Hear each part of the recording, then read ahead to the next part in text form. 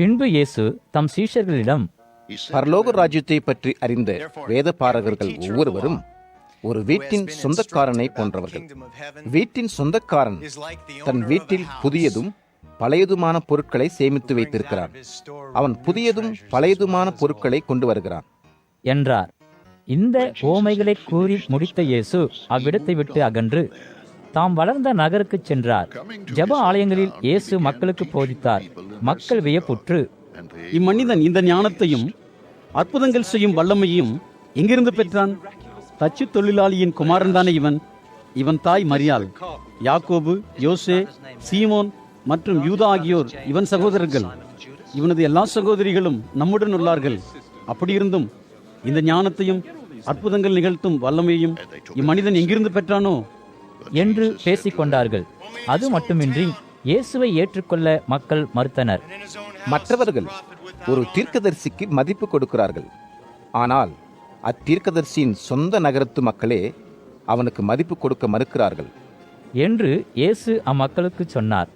அம்மக்கள் இயேசுவிடம் நம்பிக்கை வைக்கவில்லை. எனவே இயேசு மேலும் பல அற்புதங்களை அங்கு நடத்தவில்லை. மத்தேயு அதிகாரம் 14. அப்போது கலிலேயாவின் மன்னனாயிருந்த ஏரோது இயேசுவை பற்றி மக்கள் பேசியவைகளை கேள்வியுற்றான். எனவே ஏரோது தன் வேலைக்காரர்களிடம், இந்த மனிதனே உண்மையில் யோவான் ஸ்நானகன். மரணத்திலிருந்து அவன் மீண்டும் எழுந்திருந்திருக்க வேண்டும். அதனால் தான் அவனால் இத்தகைய அற்புதங்களை செய்ய முடிகிறது என்று கூறினான். இதற்கு முன்னர் ஏரோது யோவானை கைது செய்திருந்தான். ஏரோது யோவானை சங்கிலியால் கட்டி சிறையிலிட்டிருந்தான். ஏரோதியாளின் நிமித்தம் யோவானை ஏரோது கைது செய்திருந்தான்.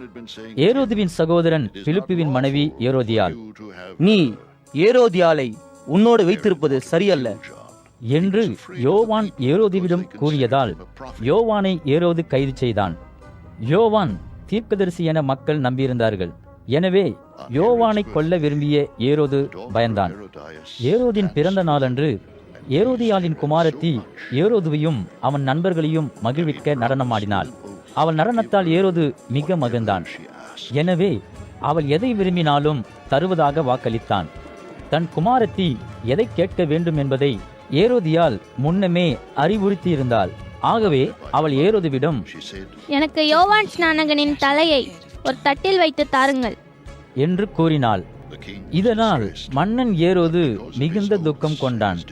ஆனால் தன் குமாரத்தி எதை விரும்பினாலும் தருவதாக வாக்களித்திருந்தான். ஏரோதுவுடன் உணவு அருந்திக் கொண்டிருந்தவர்கள் அவன் வாக்குறுதியை கேட்டிருந்தார்கள். எனவே அவள் விரும்பியதை நிறைவேற்ற ஏரோது கட்டளையிட்டான். சிறையில் இருந்த யோவானின் தலையை வெட்டுவதற்கு அவன் ஆட்களை அனுப்பினான். அவர்கள் யோவானின் தலையை ஒரு தட்டில் வைத்து கொண்டு வந்து அதை அவளிடம் கொடுத்தனர். பின்னர் அப்பெண் அத்தலையை தன் தாய் ஏரோதியாளிடம் எடுத்துச் சென்றாள். யோவானின் சீஷர்கள் அவனது உடலை பெற்று அடக்கம் செய்தனர். பின் அவர்கள் இயேசுவிடம் சென்று நடந்ததை கூறினார்கள்.